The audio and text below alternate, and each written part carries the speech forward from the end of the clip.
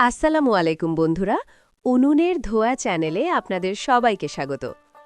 আজকাল ব্যস্ত জীবনে বাটা ঘষার ঝামেলা এড়াতে আমরা সবাই সহজ পথ খুঁজি। তাই আজ আমি আপনাদের দেখাবো খেসারি ডাল, মসুর ডাল আর পোলাওয়ের চাল দিয়ে তৈরি একদম অন্যরকম একটি রেসিপি, যা হবে ব্লেন্ডারে, কোনো শিলপাটার ঝামেলা ছাড়াই। এই মিশ্রণে পোলাওয়ের চাল ব্যবহারের কারণে স্বাদ আর সুগন্ধ হবে দ্বিগুণ। চলুন তবে দেখে নিই অল্প সময়ে কিভাবে এই মুচমুচে আর মজাদার পদটি তৈরি করা যায়। আমি এখানে 1 কাপ পরিমাণ খেসারির ডাল, 1 কাপ পরিমাণ মশারির ডাল এবং 1 কাপ পরিমাণে পোলাওয়ের চাল দিয়ে দিচ্ছি। তারপরে ভালো করে ধুয়ে হালকা রোদে শুকিয়ে নিচ্ছি। আর একটা কথা, আমি এখানে একদিনের পরিমাণে ডাল আর চাল নিয়েছি, কিন্তু আপনি চাইলে পরিমাণটা বাড়িয়ে নিতে পারেন। তাহলে পরের বার তৈরি করতে শুধু একটু পানি দিয়ে ভিজিয়ে রাখলে হয়ে যাবে ব্লেন্ডার করে রাখা গুঁড়োগুলো। মোটামুটি শুকানো হয়ে গেলে আমি শুকানো ডাল আর চাল মিক্সগুলো ব্লেন্ডারে গুঁড়ো করে নিব।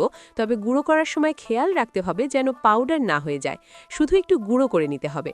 এবং গুঁড়ো হয়ে গেলে গুঁড়োগুলোতে পরিমাণ মতো পানি দিয়ে 1 ঘন্টা পরিমাণ সময় ভিজিয়ে রাখব। ভিজানো হয়ে গেলে কয়েকটি ধনিয়া পাতা কুচি এবং কয়েকটি কাঁচামরিচ কুচি এবং পরিমাণ মতো হলুদের গুঁড়ো এবং পরিমাণ মতো লবণ দিয়ে ভালো করে মাখিয়ে নিচ্ছি। তারপরে নর্মালি যেভাবে পেঁয়াজু ভাজি করে থাকেন সেইভাবে করে নিব। আশা করি আমাদের ভিডিওটা আপনার কাছে ভালো লেগেছে, তাই কমেন্ট করে অবশ্যই আপনার মতামত দিন।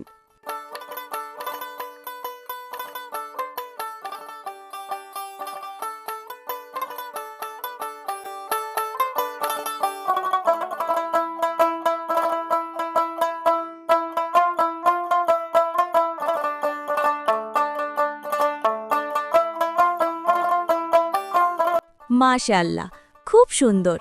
সেই চিরচেনা ঘ্রাণ আর মুচমুচে পেঁয়াজু ভাজা কার না খেতে মন চাইবে।